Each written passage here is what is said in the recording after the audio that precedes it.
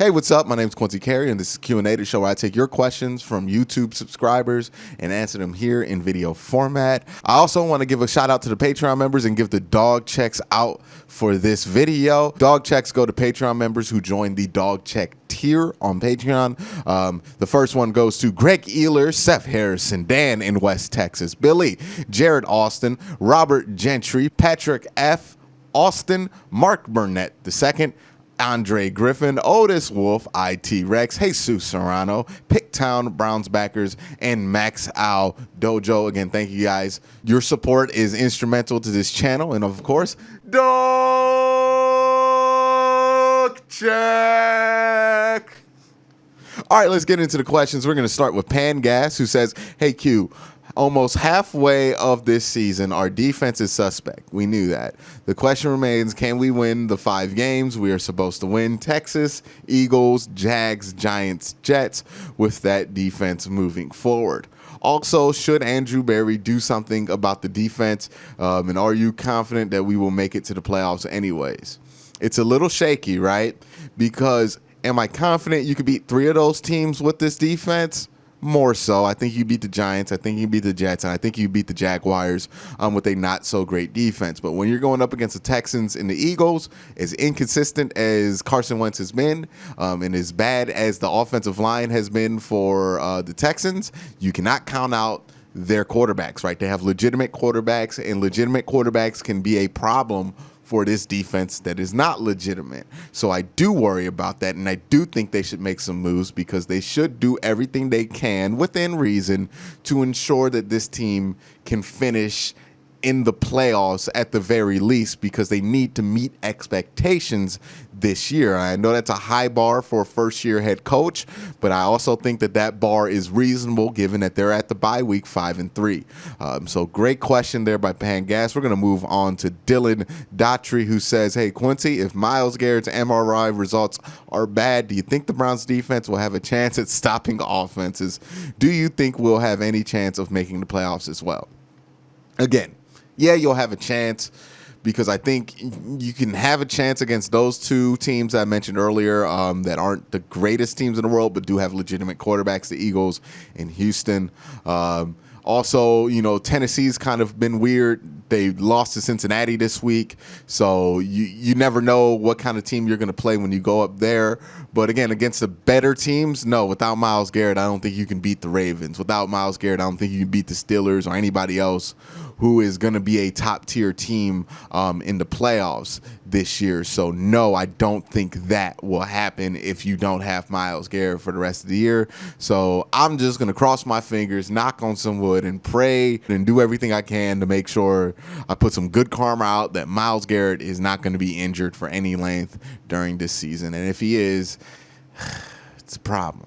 Hey, this next question comes from Matthew Moore, who says, hey, Quincy, do you think that our lack of scoring this week is because of the bad weather or just bad production? Why do you think Baker struggled this week? I don't think Baker struggled. I think his wide receivers kind of failed him this week. And that's not a criticism I give often of Baker Mayfield or a pass that I give often to Baker Mayfield. A lot of the times it's Baker not staying in the pocket, not making the right plays, and kind of shooting himself in the foot. This week, he did everything that I wanted him to do. He stayed in the pocket. He stepped up.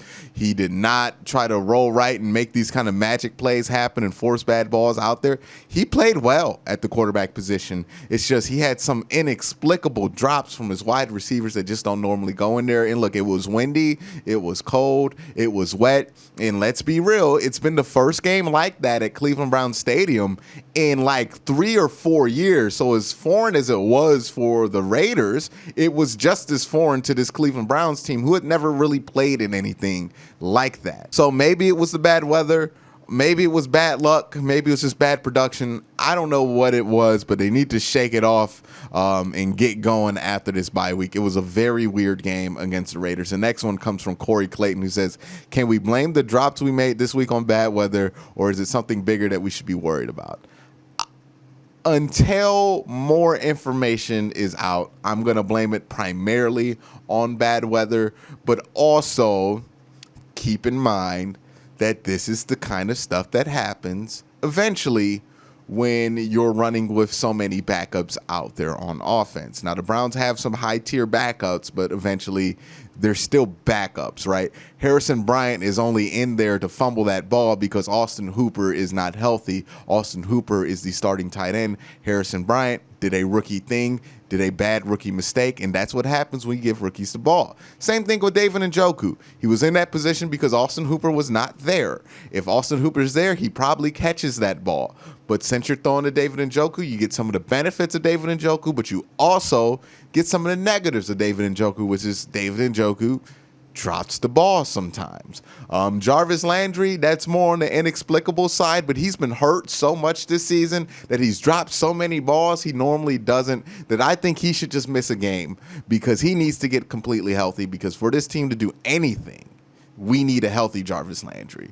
So if Jarvis has to miss a game down the stretch in order to make that happen, Jarvis has to miss a game. But we need Jarvis healthy, especially if there's going to be no Odell. But this is a team that's without their starting offensive guard that was ranked top 5 in the league, without their starting running back who was ranked top 2 in the league, without their starting wide receiver who was one of the best in the league in Odell Beckham, without their starting tight end who's one of the best in the league. You're missing a ton of top tier, top shelf level players. And when you're not playing with the top shelf stuff, sometimes this stuff happens. So is it something they should be worried about? Yes, if they don't get healthy, this is definitely stuff to be concerned about. But assuming they do get healthy, and obviously Odell's not coming back anytime soon, they do need to get a deep threat. They do need to trade for one, and that's not even going to make up for a quarter of what Odell does. But since I think the bulk of those players are going to be healthy, are going to return soon, I'm not too concerned. The next question comes from Kiba Soe, who says, it's incredibly clear now that we need to make a move. Are there any players out there that we could get for free? Also, do you think Odell not being there affected the game? Love the vids. Absolutely, Odell not being there affected the games. Just look at the difference between how the Browns covered the run when they knew the Raiders were going to run versus how the Raiders covered the run when they knew the Browns were going to have to run. The Raiders were worried about nothing the Browns could do over top of them because they did not have Odell Beckham out there, and they don't have anybody fast out there, so they weren't worried about it, and that showed in how they defended the run. It wasn't great, but they stopped a lot of runs that would have been huge, would have broke off big into 5-7 yard runs here that didn't make a big difference. When you look on the other side of the ball with the Cleveland Browns, their inability to stop the run is because they could not worry about Henry Ruggs beating them over top. As far as players I think the Browns should go out and try to see if they can get, I think Quinnen Williams makes a ton of sense if you're willing to give up a serious asset for somebody who could be a serious fix, especially with Larry Ogunjobi at the end of his deal after this year. Plugging him in might make sense than just drafting another guy in that position, but it doesn't strike me as an Andrew Berry thing to do. And John Ross makes a ton of sense to get out there as a deep threat, or Brashard Perriman. Both those guys are available, and both those guys could be had. The next question comes from Elijah Cable, who says, after the bye, when we get everybody back, Chubb, Teller, and Hooper, can we get a win streak going again? That is the hope. But that all hinges on, one, if Myles Garrett's going to be healthy, and I hope that answer is yes. And also, how much more healthy can you get some of these guys who have been playing injured through this stretch? You know, your Kareem Hunts and your Jarvis Landrys and even your Baker Mayfields. How much more close to 100% can you get those guys? And if you can, then you'll be in a good position here. But if you can't, if Myles isn't going to play, you got a massive roadblock ahead of you. This question comes from Brian S., who says, Quincy, big fan. Should we trade some of our lower picks, 4th and 5th, for either a receiver or a safety? I don't think you're going to get a safety for a 5th or 4th round pick. That just doesn't seem like it's high enough to get somebody in this market, but I could be surprised. But for a receiver, yeah, you could probably get somebody. It's not going to be anybody sexy. It's going to be like a flyer guy, you know, along the lines of Brashard Perriman or John Ross. But I think somebody with those raw athletic traits is desperately needed on this Cleveland Browns team with the absence of Odell. So I would try it if I were the Browns. This next question comes from Caleb Lee, who says, what needs to change defensively to stop the bleeding? I thought Baker played well. If the drops go away, the Browns win. You're right. If the drops go away, the Browns win this game probably by 10 points, in my opinion, right? But they didn't get those drops. But those drops didn't go their way. I did feel like Baker played well. Defensively, the biggest issue this week, and it's kind of been lingering in for the last few weeks, is the defensive line's inability to be self-sufficient. If the defensive line can be self-sufficient, the defense isn't hurting you that much to the point to where you're losing games because of them. But since the defensive line has not been self-sufficient in these last 4 weeks, well, 3 weeks really, against Pittsburgh, against Cincinnati, and against the Raiders, you have looked your most vulnerable as a team, right? You almost lost to Cincy, who's a decent team. You lost to Pittsburgh, and then you lost to the Raiders because that defensive line is not able to be self-sufficient, especially when Myles Garrett is not out there. So they need to do something along those lines of helping this defensive line become more self-sufficient so you can worry about the coverage problems and scheme around some of these coverage issues. But if this defensive line cannot be self-sufficient, these problems are just going to get worse. This next question comes from Elliot Mills, who says, do you think the Raiders outplayed us, or did we beat ourselves? Drop passes, penalties, and will the bye week help correct those issues? The bye week will help us get more healthy. And yes, the Browns did beat themselves, but also give credit to the Raiders. They did what they had to do to win, which is dominate time of possession and which is dominate on the ground. They did those two things. They earned this win. It doesn't deserve to get taken away from them. But the fact is that the Browns, if they execute at the level they normally have through the air, and I mean the receivers catching the ball, the Browns win this game by like 3 to 6 points. So yeah, the Browns definitely shot themselves in the foot offensively at the receiver position, both tight end and wide receiver. Next question, the last question, comes from Patreon member Max Out Dojo, who says, Quincy, Baker moved up in the pocket more than any game I saw in his NFL career. If there's a silver lining to this lump, insert favorite insult here, it is Baker continuing to make progress. I think / hope the drops were mostly related to the weather. Baker having to zip it in and not being able to put much touch on it probably helped cause those issues. The question is, can the Browns offense play well enough to overcome the abysmal defensive play? 2 weeks aren't enough time to fix what's broken on the defense. Thank you to all you could do. Yeah, I agree with you partly on the can't fix what's broken on the defense thing in 2 weeks. I don't think you're going to fix it in terms of you're going to be a top 10 defense in any time soon.